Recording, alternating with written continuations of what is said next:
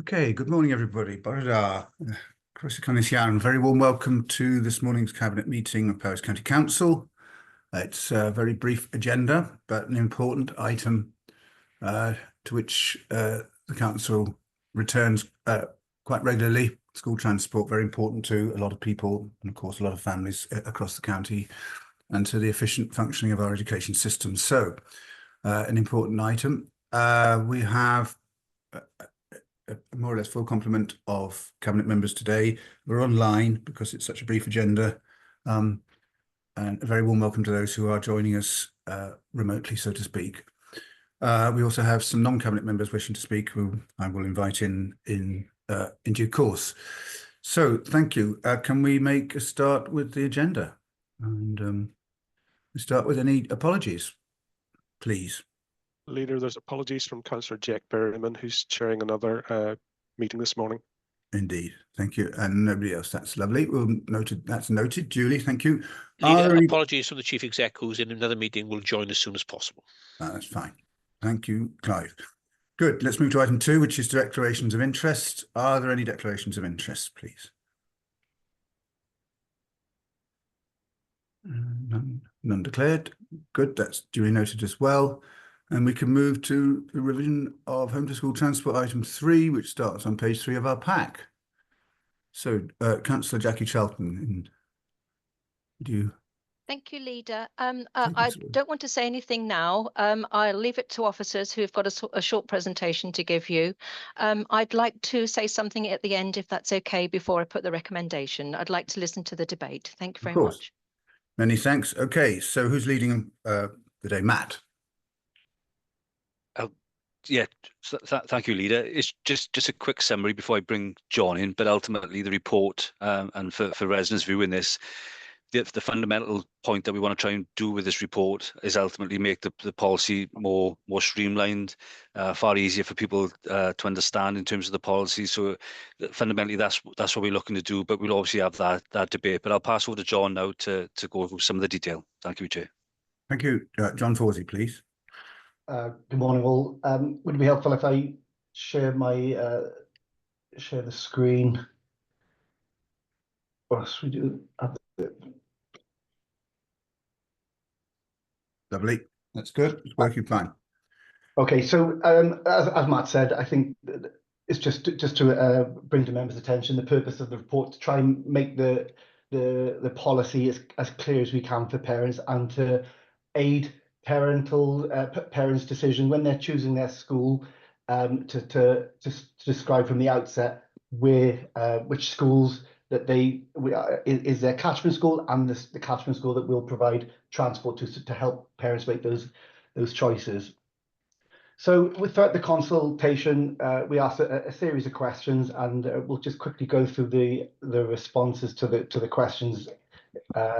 So throughout the policy, we've updated and removed the word nearest suitable school. This was the fundamental bit in the policy that we felt needed changing, because in the past it relied on the phrasing in the Learner Travel Wales measure. We said nearest suitable or catchment school. So we removed the nearest suitable and just referred to it as catchment.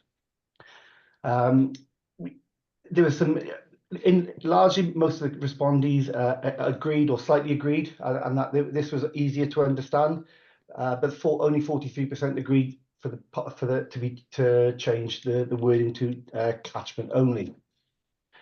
We've decided to stay with that on the basis that we believe that most of our learners are attending their nearest or their catchment school. The catchment areas have been consulted on, and to be absolutely clear, catchment areas are a mechanism whereby the school admissions consult on this every year. We're simply using those catchment areas that the schools have agreed, and the school service have agreed and consulted on. And what that has led, we looking at our transport data, that the majority of our learners are actually attending they're being transported to the nearest or catchment school. So in real terms, there should be very little change in that respect. There was a question around flexibility, and what we're responding in terms of offering more flexibility. Our legal duty is to transport learners to the nearest suitable or catchment school. As stated above, we understand that the majority of learners do attend their catchment school. The policy will still enable parents a right to an appeal should they wish to challenge which is their nearest or suitable catchment school. Question 4 was around trying to clarify the distance, and we recognise that the wording of the Learners Travel Wales is slightly confusing. So we've added a summary at the end of the section 1.2 to help parents better understand the criteria. Question 7 was around school closures and with schools reorganised. To be absolutely clear, the school transport policy has nothing to do, it does not influence school closures. It's just clearly there's an impact on transport occasionally when schools change. So what we said, we've not altered the wording in this section of the policy, but we will ensure that in creating the easy read version, we'll reflect on some of the concerns that parents were raising as part of their responses. Similarly, with hazardous routes, we've added subject to availability after the word may. The reason for this is where a parent suggests that a route is hazardous, we don't want to say you will receive transport just because it's hazardous. There's one of a range of measures that we could take, of which transport could be one of them when assessing and mitigating any risk. There's a fair bit of debate around and responses to the question 10 around the Welsh language provision within the policy. Many of the respondents questioned whether the council was acting more favourably towards the Welsh language than English. In our response, the Welsh language Wales Measure 2011 effectively sets out that the Welsh language should be treated no less favourably than the English language. As we continue to expand the Welsh language education provision in Powys, there still remains a significant disproportion of Welsh language compared to English. Therefore, we need to sort of try and describe in that policy that if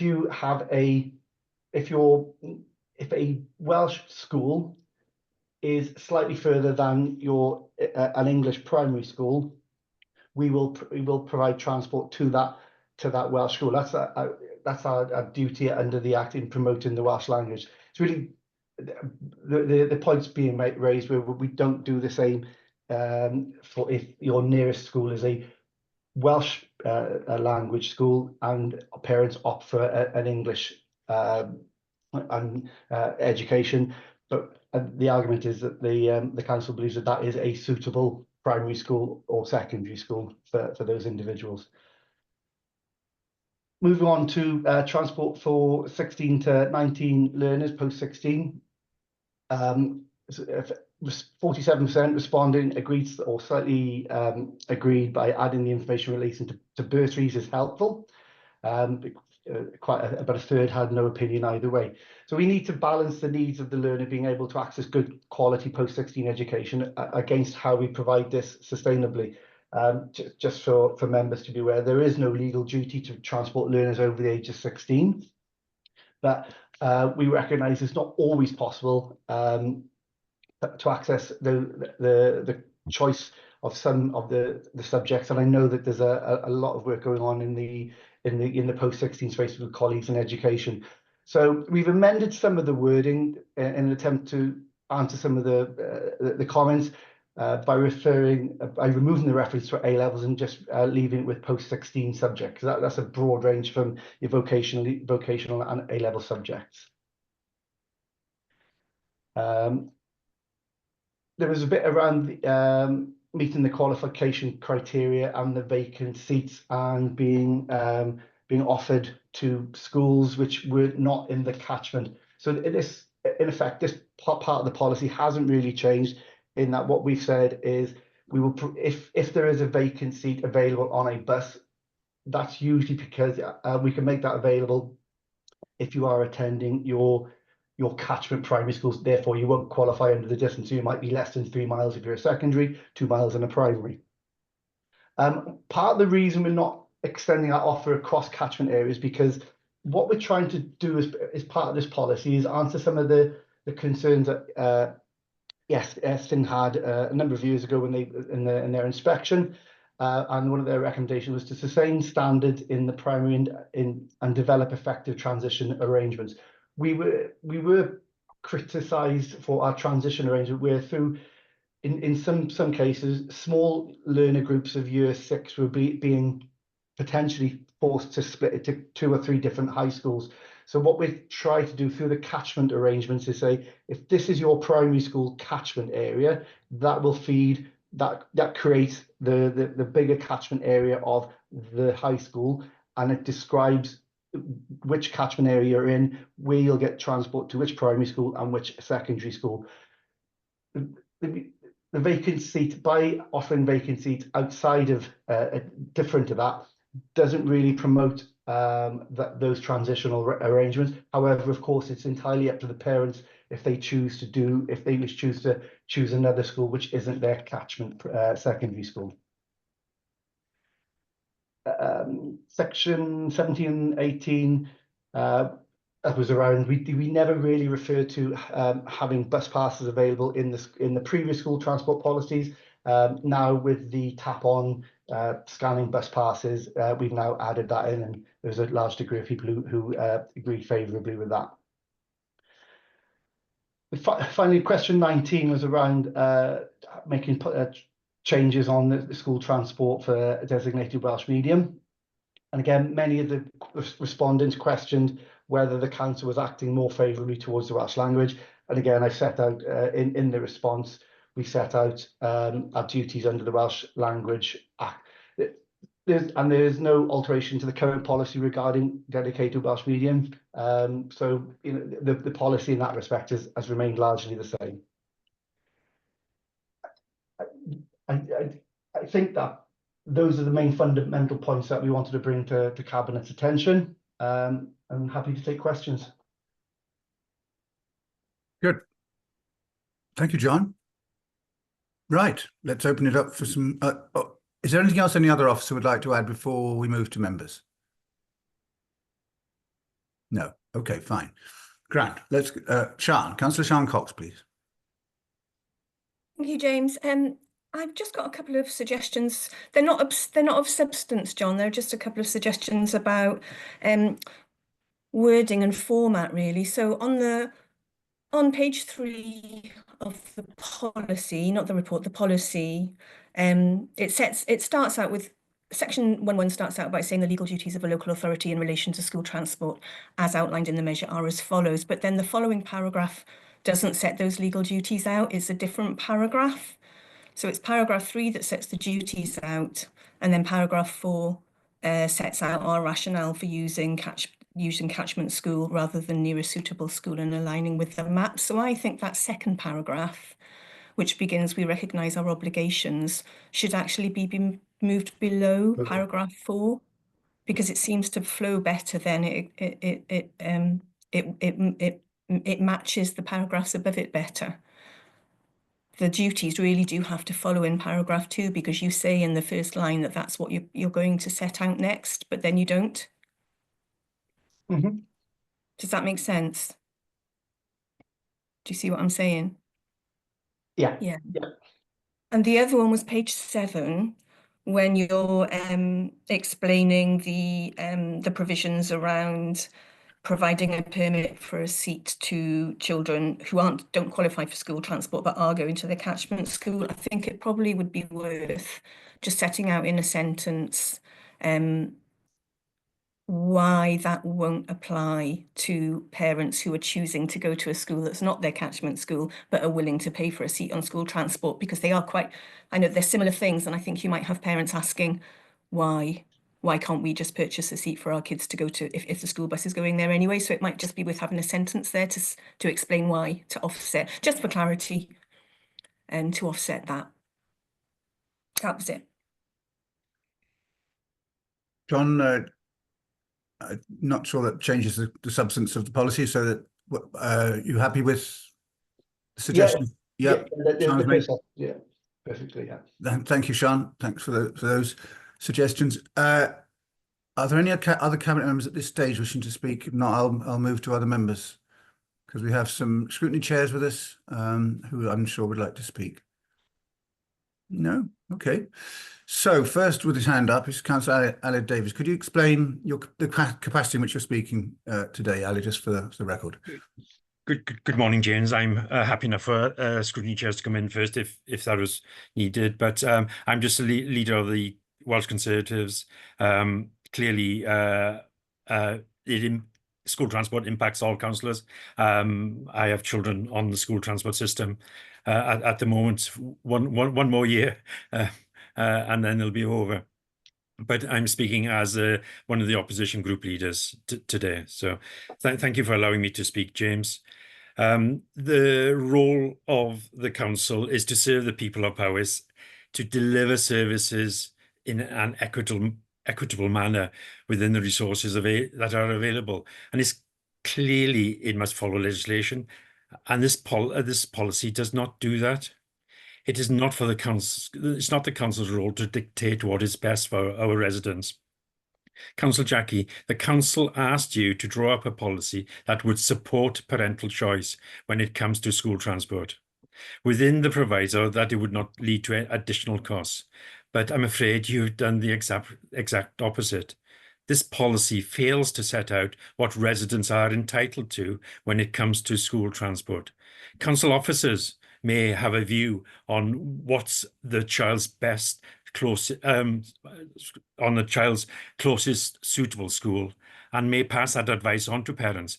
But it's the children and their parents, and they are the important element, and they may disagree. And it is not the role of the council to dictate what is best for the children of Powys. This policy fails to explain the legislation and fails to explain that a child can have free transport to their nearest school, even if that school lies outside these notional catchments that are constructed by the council. The question you must answer, Councillor Jackie, are there no suitable schools for a child's education outside their catchment, whether it's in Powys, Wrexham, Gwynedd, Neath Port Talbot, or dare I say even England? This policy is a fudge, does not help parents make informed decisions, and it is not fit for a purpose and should be binned. And Jackie, can I ask you to start again and have meaningful discussion with council members as you promised? Thank you, Leader. Right, there's a challenge there as to whether we are the council is proposing to depart from the legislative policy of Welsh Government on this. It seems to be that Ali's point revolves around nearest or suitable or catchment. Nearest suitable or catchment school. Can we have some clarity, please, on the legislation? Clive. Leader, the guidance from Welsh Government clearly indicates that it's for the council to set what it considers to be the nearest suitable school. Therefore, this policy is totally compliant with the legislation and the guidance. Right. I'm sorry, James, but it does not talk about the potential of transport across boundaries, and clearly the legislation allows for that.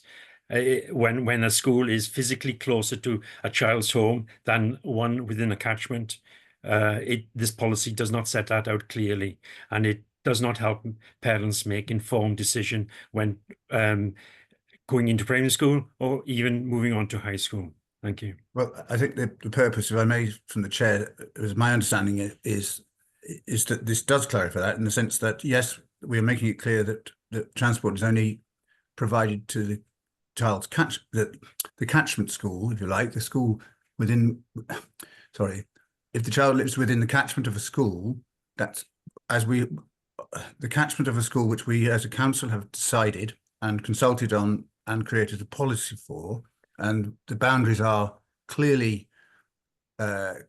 shown in the catchment maps. There's no doubt if your nearest school is not within the catchment, then you will not be transported there. Now, one can have a view as to whether that's fair or unfair, but that is the policy that we are proposing. and it's quite clear. And I don't think lack of clarity is the problem here. I think there are other issues that people may allude to, and that you have yourself, Councillor Allen, but I don't think the lack of clarity is really the problem. We've had a supplementary agenda which includes comments from scrutiny. Shall I move to the scrutiny chairs now, if I may? Councillor Angela Davis, you are the chair of the most relevant, but not only relevant, scrutiny committee. Councillor Angela Davis, please introduce yourself and describe your role, please, as chair. Okay, good morning, everybody. Thank you. So I'm Councillor Angela Davis, and I am chair of the Economies, Residents and Communities Scrutiny Committee. And my committee have read this policy on 2 occasions, on the 9th of September, and then jointly with the Learning and Skills Scrutiny Committee on the 26th of September. So to go through the session, it's fair to say there were a very wide range of views in the scrutiny meetings. One thing I would just like to set out to be clear, based on the presentation you've received this morning, the report and the presentation do rely heavily on the consultation replies. But we need to be really clear that there was a very poor response to the consultation. And members of scrutiny at both sessions were very concerned about the timing and delivery of that consultation. So I think it's really important, members, that you understand that whilst there may be 20%, 40%, it's of a very, very tiny pool of parents. But going back to the report before us, at 2.1, I think, to be fair, the policy now does provide clarity on the catchments. Being based on the school catchment maps, it's there, there's a pictorial sign you can see. You live one side of the boundary, you'll have transport one way. You live the other side of the boundary, you'll have transport the other. But it absolutely does not support greater parental choice. While parents do retain the right to apply for their children to go to any school, in reality, that requires transport. And given lack of funds or lack of alternatives, parents would rely on the transport provided by the local authority. The principle of all year sixes transitioning together to high school is also fine and good in theory. But for those children who live on those boundaries, as just mentioned, this would mean that their distance and time travelled to school can be increased significantly in some cases. And I think we have to ask as a county if that is the right decision to make, both from their time travelled, their time on the road, the cost to the authority in that additional travel, and the cost to the environment in that distant journey. Now, officers did explain to us very clearly that those families do have the option through the appeals process to apply to a school that might be significantly closer. But some members of the Joint Scrutiny Committee felt that there should be more flexibility within the policy itself for that. The term suitable school, I think, has caused much confusion both to parents, to members of scrutiny, and probably here this morning. And it has been clarified for us there by Clive. However, some members of scrutiny felt that just removing the word suitable so that the policy read to free transport would be provided to the catchment or nearest school would make it much clearer and would go on to meet the policy's ends. However, to sum up our meeting, it was the recommendation put forward, which is before you today, and was agreed by all members of the joint committee, was that this policy be delayed, because it was felt very, very strongly that the two policies, the school's admissions policy and the home to school admission transport policy, should be launched at exactly the same time. So thank you very much. Good. Thank you very much indeed. Now, your fellow joint chair, Councillor Gwynfor Thomas, is with us. Gwynfor, would you like to speak? Thanks. Thank you for this opportunity. I wasn't able to take part in last Thursday's meeting, but I could view it and I was aware of what was being said in the meeting. I was disappointed I couldn't take part in the meeting, but quite frankly, the whole organisation of that meeting and the handling of this report has been a Horlicks. We as an education committee, and I note, Leader, in your opening remarks, you introduced Angela as being the most relevant committee for this document. That isn't the case, because the impact on education surrounding this is great. And I'd like to bring to your attention that we were refused the opportunity to scrutinise this document in the early stage. And yes, Matt Perry didn't allow it to come to scrutiny. And it was only following comments which I made that we managed to piggyback, and just myself, so it wasn't a joint meeting, into the ERC committee, which Angela referenced to. It wasn't a scrutinisation of the document, it was a scrutinisation of some of the consultation responses and just a quick briefing. Much conversations going on from there, and I'm really, really disappointed that portfolio holders and cabinet members have ignored. I've written regularly over the last fortnight. I wrote to Councillor Jackie to ask her to extend the consultation period together with yourself, Leader. Councillor Jackie said she would give it some consideration, but since that date, nothing further continued. And a hastily arranged meeting last Thursday, which was quorate, but certainly many members of my education committee were very disappointed and were ducking in and out of that meeting. And I think it's disrespectful for a document of such size that we were able to give it 1 hour of scrutiny. And quite frankly, I don't think today's report justifies the work that it needed. We've complained or brought to your attention that the consultation period wasn't correct. We've been given many, and I'm going to use the word excuses, pre-election period, school holidays, why the document didn't come sooner. My argument is the document needs to be correct and it needs to have the relevant timescale and the relevant scrutiny. The document in its current form isn't correct, and many of the comments which have been made are very, very relevant. Just on the consultation, I don't think it meets the principles of gunning. It's very, very clear. There were specific questions in that consultation. It wasn't clear. Further changes have been made to the document that didn't go to consultation, and to hold a consultation over the summer holidays when you haven't reached out to schools is completely and utterly correct. And it's not surprising that the response from parents. I'm not aware, I understand the letter has gone to head teachers. I'm not aware of governors having the opportunity to consult on this. And that's why I don't think the document is fit for purpose. There isn't enough consistency in it. And the one overriding feature which I see is that the decision taken by the full council to have a better flexibility in there isn't in there. The only flexibility is an opportunity for officers to make decisions on things. That doesn't bring consistency to any decisions, I'm afraid. And there's a lack of equity in there. There is mistakes in there. Not up to date. It doesn't align with the admissions policy. There is mistakes in the admissions policy. I'll give you an example of Bryn Havrin. The catchment grading of Bryn Havrin in it is incorrect. Not Bryn Havrin, sorry. It escapes me. What's the school in Crew Green called? It's not Bryn Havrin, is it? Can somebody check? Bryn Havrin, it is Bryn Havrin, yeah. So it doesn't do that. We're going to have a massive challenge with school closures, transformation,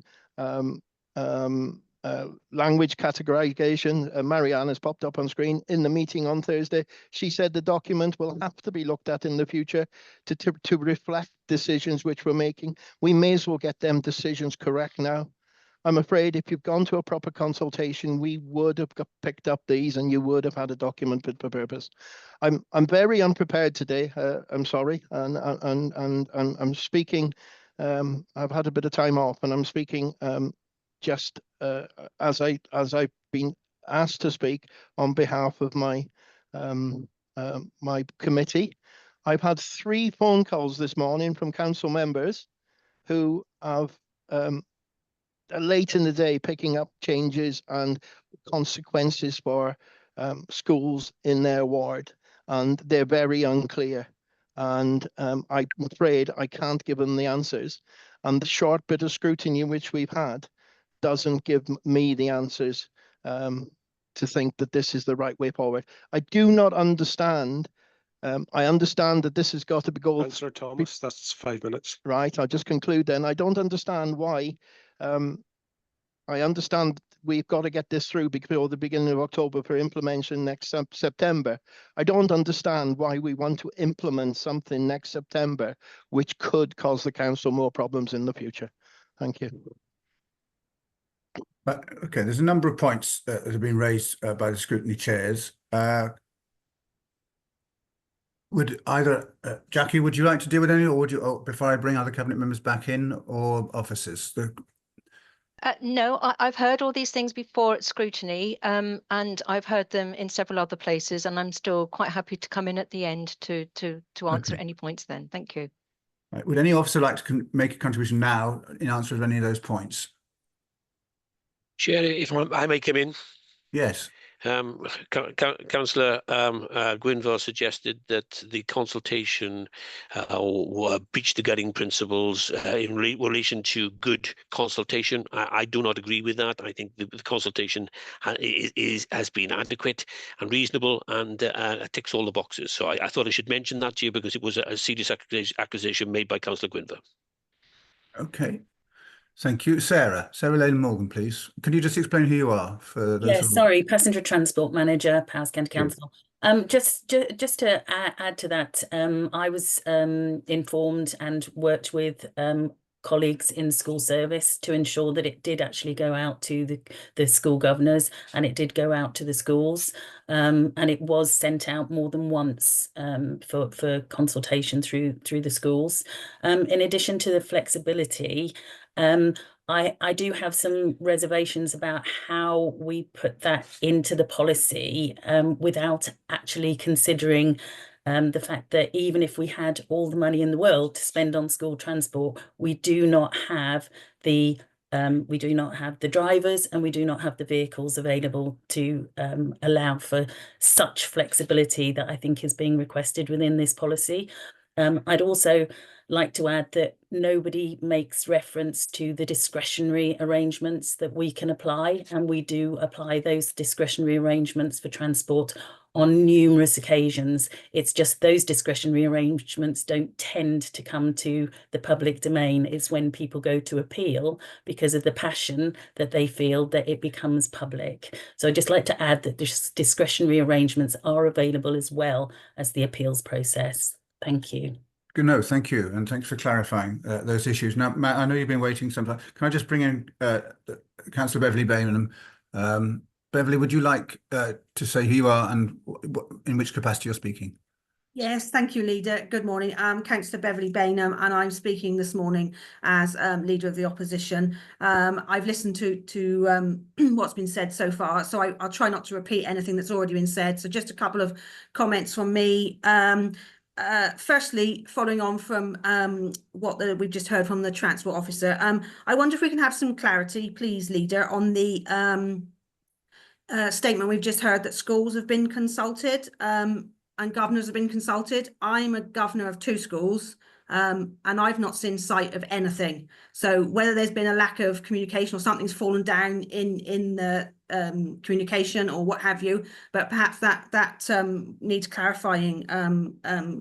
I don't know. So I've had nothing. So that was just following on from that. But I do have. I won't repeat what Councillor Gwynfor has said. My point is slightly different to Councillor Gwynfor, but I do have some concerns that the consultation was run in the school holidays. And that is borne out in the number of responses we've had. So I won't reiterate anything that's been said already, but I do also have some concerns regarding the consultation process, and then, well, the lack of response is what I'm concerned about. So I'm wondering if it was perhaps the way it was run through the summer holidays. Perhaps there's been some lack of communication that it didn't get through to schools. So I think that perhaps is a concern that we need to bear in mind when making decisions. And I'm also just going to point out that I understand that perhaps there has been a further response since from scrutiny, but I'm working on the papers that I was sent at the end of last week. And if you look at the attachment in the papers regarding the scrutiny committee observations to Cabinet on the 30th of September, if you look at that paper, it just says that the Joint Committee requested that the admissions policy be delayed to September 2025. But then there's no response. And I understand it says that according to Rule 7.2, 7.2, that there doesn't need to be a response within before 2 months of the date, so i.e. the 30th of November, but that doesn't really aid the process of making important decisions. So I just have a bit of a concern about that. I haven't seen a supplementary, so I'm not sure if that's been sent to me or if it's on the web, but sorry, I couldn't find it. But hence to add, to conclude, without repeating anything that anyone else has said, that I just have some concerns about the way it seems a bit rushed and we seem to be sort of trying to get a decision before. I just think that it would be sensible to just take a breath, draw back. Let's go through a proper consultation where people can respond appropriately, and hopefully we would then get a wider response than what we've already had, and then implement it in the following year. I don't really understand why there's this great urgency. So I'll conclude there. Thank you. Thank you. Okay, right. Councillor Matthew Dorrance has been. We will come back to those questions, Beverly. Don't worry, I'm not ignoring them. Councillor Matthew Dorrance has been waiting patiently. Please, Matthew. No problem at all, Leader. Thanks very much. I have a different view to some of the previous speakers on this policy. It doesn't feel rushed to me. Perhaps I've been more fortunate that I've been able to see the process in a way that maybe some of our colleagues haven't. My understanding of this paper is that the amendments don't fundamentally change the provision of the school transport policy. In fact, the purpose of this policy change is to make it clearer and easier to understand. And having read the paper and the proposals, on balance, I think it does do that. It's also been in the Cabinet Forward work programme, and scrutiny have been able to pick that up for some time. So I think that's been clear. And I do welcome the comments from Councillor Angela Davis on behalf of the Joint Scrutiny Review. I think they were really helpful. What I would welcome before we get to the recommendation, Leader, would be if we could just have a response from officers in relation to the recommendation put by scrutiny, and to whether they think that's workable, practical, or whether that's not required at this stage, because I've not seen any advice in relation to that. And I think that's also what the leader of the non-executive groups was picking up in some of her comments just before you brought me in. So I think that clarity would be helpful. But my main point, Leader, is that policy changes should be monitored and reviewed, and I think we've got a robust mechanism to do that. But can I ask the portfolio holder what monitoring will be put in place if this decision is made today, and what is the review process that she thinks that we need to follow in order to be sure that this remains effective? Thank you. No, thank you. Okay, let's have an answer to those questions. The scrutiny recommendations. Can we have a response from officers, please, on their view of those recommendations, and why we're doing this today rather than delaying it further, or rather why we're being asked to do this today rather than delay it further. So who wishes to cover that? John. Yeah, I have the scrutiny recommendation says delay until the implementation until September 2025. This paper, should it be passed today, will give the notice for implementation in September 2025. Yeah, that's what I understood as well. Yes. So in terms of us being able to apply the scrutiny recommendations for it to apply for the September 2025 intake, there is no problem with that. Good. Thank you. That's my understanding. Was the reason why we are dealing with this today is in order that we can align this for September 2025. Let's hear from the learning portfolio holder. Thank you, Leader. There's a couple of points I want to pick up on, but I want to give a bit of narrative as well. When the previous school transport policy was introduced, I believe it was by Councillor Allard, it introduced formally catchment maps into that process. The process of affirming those catchment maps was then delayed by the PERDA from the last elections for this council, and then delayed again to fit in with the admissions process.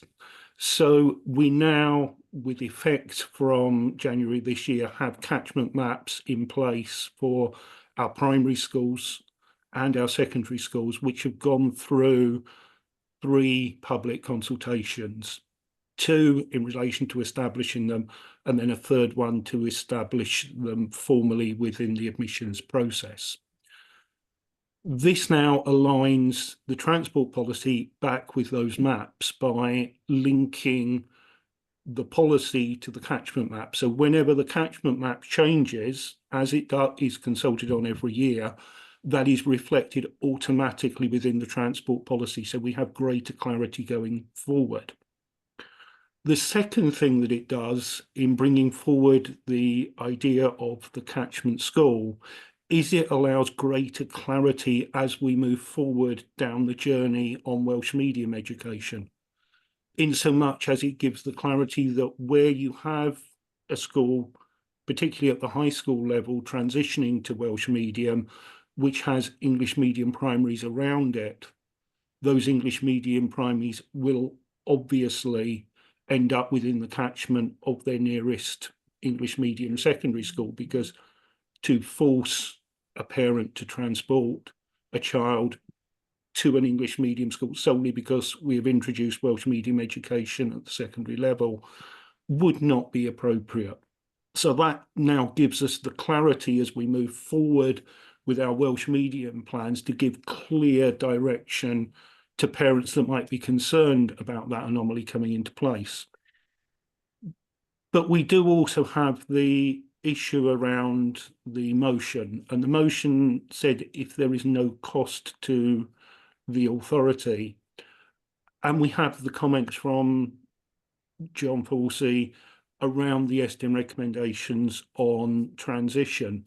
So I think it would be probably worth asking one of the education officers to expand around the transition and the hidden costs of transition to our school sector when schools are being asked not to transition to their cohort to one school, but interact with 2 or potentially 3 different high schools, and the disruptive influence that that can have on children. It is one of those cases where we need to weigh up the value of parental choice and the wider educational benefits to the entire cohort. So I think Marianne or Dr. Richard, I don't know which of you would prefer to come in.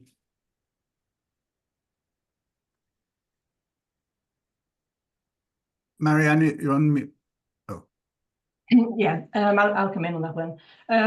In terms of transitioning whole cohorts together to the high school, there are many benefits in that, in the terms of they're going with their peers. They know their cohort, and it's a very, very uncertain time for them when they transition into secondary schools. So to go alone or go into small groups, it's more difficult. So the educational benefits for us as an education service means that transitioning into as a cohort into a school together is the best option. Okay, thank you very much, and thanks for the clarifications, Councillor Pete Roberts, and it was useful to remind us of how it is that we've arrived here today to debate this. So that's very welcome. Right, Councillor Gwynfor Thomas wishes to come back. Gwynfor, very briefly, if you will. Yes, James, thank you. And I'm only coming back because I didn't like the monitoring officer's response. I thought it was a very emotive language by him saying that it was a serious accusation. It's not a serious accusation. It's a genuine concern that things haven't been done properly. And please, when the monitoring officer is considering his response, will respond and justify his reasonings why we met the gunning principles. The gunning principles proposals are still at the formulative stage. No, they weren't at a formulative stage because you consulted on specific questions, and those specific questions weren't in response to a consultation. There is sufficient information to give intelligent consideration. The whole school transport policy wasn't up for consultation. It was specific questions, and changes have been made beyond those questions, which haven't been consulted on, or not as a result of consultation. There is adequate time for consideration and responses. Consultation is widely accepted 12 weeks. It hasn't been the 12 weeks. If it was a 12-week period, it would have taken into consideration school parents, governors, etc. I understand a letter did go out to school heads following the ERC committee. That is in consultation with the governors, and the consultation period had closed at that time, and that was as a result of comments made into that. Conscientious consideration must be given to consultation responses before a decision is made. I made a response to the consultation. I can't see that documented anywhere. It was a little bit controversial, and it's not documented there. Some parents have contacted me that they can't see sight of their responses in the consultation document responses either. So it's disappointing. So just going back to, it's not a serious accusation, it's a genuine concern, and I hope that gives you a greater depth. Thank you. Okay, thank you. I think it's important to remember, as has been pointed out, this is just the latest consultation on school transport policy, following a series of others over the years. Indeed, I mean, this is so. All my point is simply this: we shouldn't just view this as an isolated, in isolation, so to speak. I think we should recognise this is an end of a long journey, and I suspect not the end of that journey either. There will be further periods of debate about school transport policy, as there has been ever since I first became a councillor in the mid-1990s. Marianne wishes to come back, and then Richard Church, then the monitoring officer, and then I'm going to wrap this up and ask the portfolio holder to sum up, please. Yes, just to clarify, the consultation information went out to all heads' addresses, all chairs' addresses, and clerks, as well as councillors, just to give you cabinet that information. And I think it went out twice. Thank you. Councillor Richard Church, please.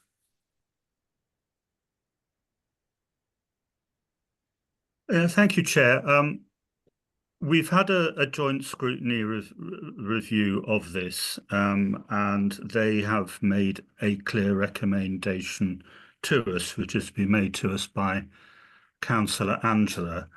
And I think we can only consider that scrutiny review, that joint scrutiny review, because that's what it was set up to do, and to represent all three of the scrutiny committees.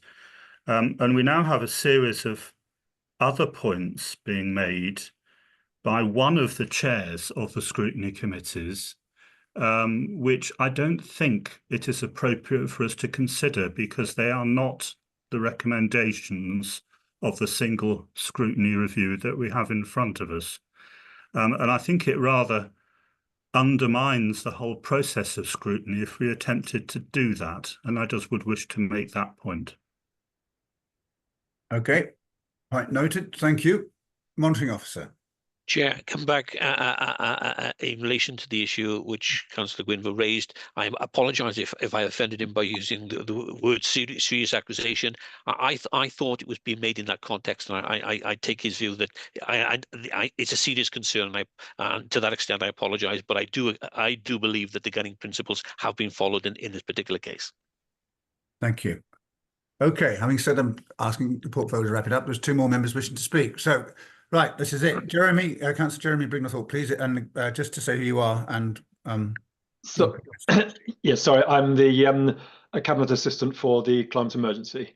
Thank you. Yes, and thank you, Leader. Yes, I just want to sort of make a brief mention about carbon emissions on this. School transport is a very major emitter of carbon emissions. I noticed in the comments on the climate change in the document in section 6, there's reference to the there's reference to the net zero target by 2030, but also that the council is seeking to meet the target of cleaner vehicles by 2035, which is 5 years after the net zero target. So can I get a commitment that the council is committed to net zero by 2030, and how does this sort of link in with that statement there that you're linking to a vehicle? Jeremy, we're not hearing much of what you're saying. Oh, right. Jeremy, are you hearing anything? I think Jeremy's lost connection. Sorry. Oh, right. Okay. So, are you back? I can hear it well. Can you hear me? Can you hear me at all now? Can you hear me? Now fine. We missed a great deal of what you said before. Okay, I'll just Sorry. very brief. So I'm just referring to the carbon emissions, noting that in the section 6 it talks about the net zero target by 2030, but then mentions that you're committed to delivering cleaner vehicles by 2035. So I'm just wondering whether we are committed to getting to net zero by 2030, and how that what that means in terms of the statement on cleaner vehicles by 2035. John, can you just clarify that point for us? Yeah, sure. So the 2035 was taken from the Welsh Government's carbon accounts, I think, for 2021 committee, where the reference to the school transport fleet was made, and the date being 2035. So that's where that date has come from. But that isn't consistent with getting to net zero by 2030. Agreed, but the obligation is on for 2030 are on council vehicles. It's for council-owned vehicles rather than our supply. I think there's a commitment to try and get us to net zero as the organisation, but in terms of our commitment to with what in the report is referencing what the Welsh Government view was on the school transport fleet for 2035. Are we saying that net zero doesn't apply to the school transport fleet? No, we're saying that there is an ambition for a target for 2030 for the council, right? And then but we don't own those assets for for zero emission vehicles. The Welsh Government have a view that and this was 2021. That the date for school transport fleet transition is 2035, recognising the uses of what the school transport fleet is. Right. I won't dwell on this now, but yes, I think that is of concern. Thanks. Point taken, Jeremy. You noticed an inconsistency, which illustrates the council's vulnerability to its reliance on outside contractors for much of all of this. Councillor Adam Kennelly, please. Yeah, thank you, Leader. So, Councillor. Say again who you are, please. Again. I'm Cabinet Assistant alongside Jeremy, but for Nature Recovery. I'm going to sort of cover some of the same points as Jeremy a little bit, but reflect. This is a perspective really on how the paper is written and how it does or does not take account of the declared climate and nature emergencies and the fact that they appear as part of our high up on our risk register. So it's accepting the fact that we're not commenting on the details of the policy around schools transport per se, and therefore not commenting whether it should go through or be approved, but probably seeking that there's a piece missing. So the overarching point that we feel we should comment on is that neither the actual carbon emissions or let me start that again. It's really good actually to see that the report has a meaningful section on climate and nature implications, and that section is intended to carry equivalent weight to the one on resource implications. This is the report that covers it, the officer's report, and so that weight comes from our declaration of those emergencies, and the fact that the climate threat is in the top 4 of our red risks. Yeah, so it deserves equal billing. I just want to make that clear. You're given 3 paragraphs really. 6.1 helpfully informs us that transport undertakes 2.6 million kilometres. Yeah, and it relates that to being 3 times the moon and back. Great, helpful. But what we're not given is the actual numbers, the actual sums of carbon emissions from running this policy, or what proportion of our carbon accounts is responsible for. And without that, the reader has got no real hard evidence and no meaningful reference points. So we're making the case really that can we see evidence, hard and facts in the covering reports, because it's missing here. Paragraph 6.2 starts well, and it tells you not to worry as a cabinet, that our commitment to our legal obligations is by 2030 is paramount. And it goes on to reassure the cabinet the schools policy remains focused on investigating cleaner vehicles by 2035, a point that Councillor Jackie has made in there. That's just 10 years away, and it is 5 years after we have to hit our net zero legal obligations of authority, the point that Councillor Jeremy made. So the problem with this paragraph is it's hard to see how a school's transport policy, which does have a focus actually on moving children around, that's its focus, yeah, but can also have a focus on it being net zero. So the language isn't helpful. And to be fair, the second focal point of the policy isn't given as net zero, it's given as investigate cleaner vehicles. So it's not even, it's a reasonably weak piece of language. It doesn't help the use of loose language. So it's, but even so, moving kids is understandably more of a focus than cutting carbon. So it's just reflecting that we're trying to bolt on the carbon issue. Even if it did have investigating cleaner vehicles as an equal focus, we are let down by seeing no evidence of this anywhere in the policy. So it says it, but it provides no policy approach for how it's going to do that. Yeah, it's just a set of words put in the report. The third paragraph, 6.3, now around optimizing the routes, it's actually a really good plausible approach. Yeah, route minimization. Yeah, it seems deeply plausible, but it's a let down by the lack of workings. There's no evidence in the report that says that this is neutral, even though the reassuring phrase the paper gives to all the readers is to say, therefore the amendments to the policy are considered carbon neutral, but no evidence to back that up. Yeah. So we currently can't see the evidence, and even if the amendments were carbon neutral, the overall policy, 2.6 million kilometres of travelling around, yeah, has something like 3,600 tonnes of CO2 emitting from it. Yeah. So we don't really think the report gives the Cabinet the evidence or the understanding it needs to sign it off completely. The policy itself may be brilliant. I can't really comment on it. But as indicated above, the policy, as I've read it, makes no reference to it being net zero. Yeah. We can't find a section that covers that.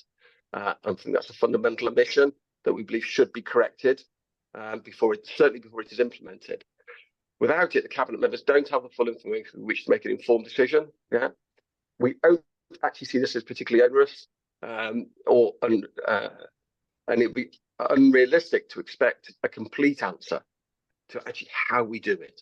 But we do expect to see a rationale, yeah, based on the evidence of our 2024 carbon accounts. So exactly how much schools transport emits and what trajectory, year-on-year pathway they set for net zero by 2030. My very quick strategy, and is quite simple to put out in 3 points. One is about service design to minimise miles travel. Yeah, and this is a very well-rehearsed transport hierarchy. Service design to minimise the miles driven. Yeah, I think we've probably done a lot of that already. Mitigation to reduce, or migration to reduce emissions per mile. That would be modal shift, more sharing, better routes, etc. And fuel transition, which is the one it touches on. But you also have to put in the third one, which is where CO2 can't be removed from the system. There is a proposal for offsetting. None of that strategy is visible. Adam. Yeah. And that's how I'm going to end it. My final point is there is a further drawback. The impact assessment tells the reader that there is no impact on the well-being of general business commissions and no impact on our global responsibility. I think those are erroneous statements. There are quite clearly impacts of this policy, and we just need to state them. Thank you.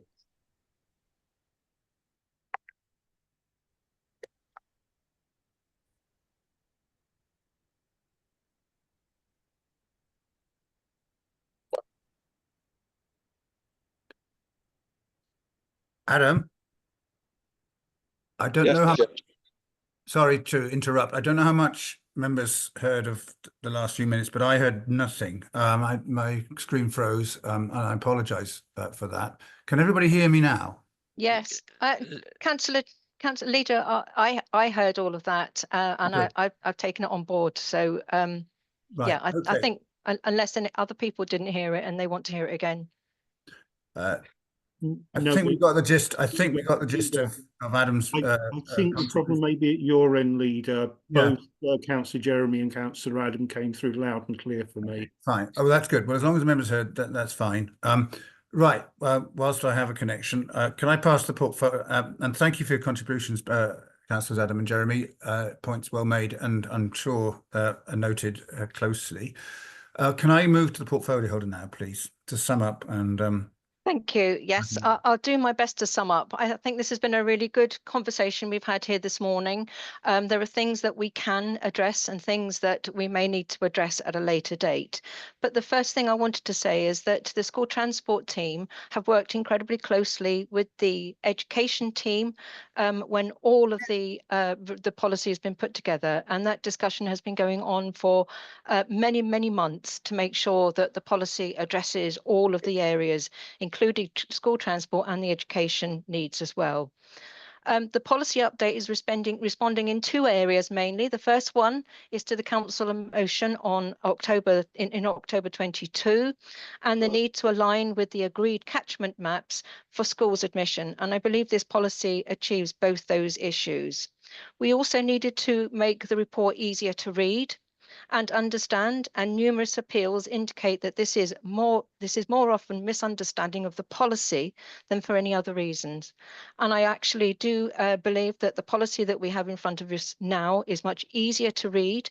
We are committed to doing an easy read version as well, which will make it even easier for everyone to understand, whatever level of your understanding is.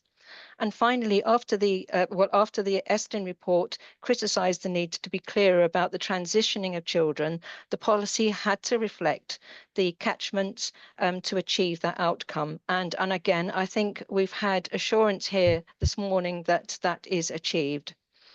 The policy will be subject to regular reviews, as Councillor Gwynfor has requested that I give you assurance that it will be monitored, scrutinised, and reviewed, and I can give that assurance to you today. What I can't give you is dates, and I can't give you the way that's going to be outlined today. That's not something that I can do for today. Coming on to the policy on net zero, we're not ignoring this, but I do take the points on that you've raised here, both Councillor Jeremy and Councillor Adam. We have had conversations around that, and I think you understand what we've got to do, but I understand that you don't feel that we've achieved that in the in the points that we've put here in this cabinet paper. But be assured that those points will be covered. We can't ignore them. The existing policy is also causing issues, and I think this is important for Cabinet to understand and for this decision-making process. The policy that we have in place at the moment is not achieving what we need for our outcomes and the objectives that we need to align with the catchment maps. So we have to do this review. We have to make these changes. And if we're going to do that to align with the admissions policy, we have to get this decision made today, one way or the other. So I'm not going to go over all the other issues that we've had. I hope that's covered most of what has been said today. The recommendation is it is recommended that Cabinet approve the proposed amendments to the policy, facilitating its implementation for the 25-26 academic year in accordance with the catchment maps developed by the school service. This alignment will enhance parents' comprehension by providing them with a concurrent access to both the transport policy and the catchment maps. So coming back to the 2 points I made earlier, I believe that this policy actually achieves that, and that's what the recommendation is setting out for you today. Good, thank you. Does anybody wish to second that proposal, those recommendations? Councillor Pete Roberts has seconded. Would all those in favour of the recommendation please show?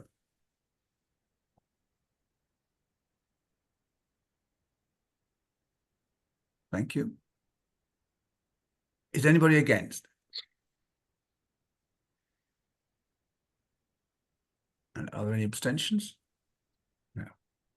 Grant. Okay, so the recommendations have been carried. Good, thank you. A good and interesting and robust debate, as ever. So my thanks to all those who've contributed and taken part. It was most interesting and good to see. And that concludes our deliberations for today. It was a brief agenda, but an important one. And my thanks to all those involved and all those who have attended, and my thanks to all those who have been observing our deliberations. Is there any other business, Steve, that we need to conclude? No, Leader. No, that's it then. All right. Many thanks to all, and thanks for your attendance, and see you next time. Bye for Thank now. you.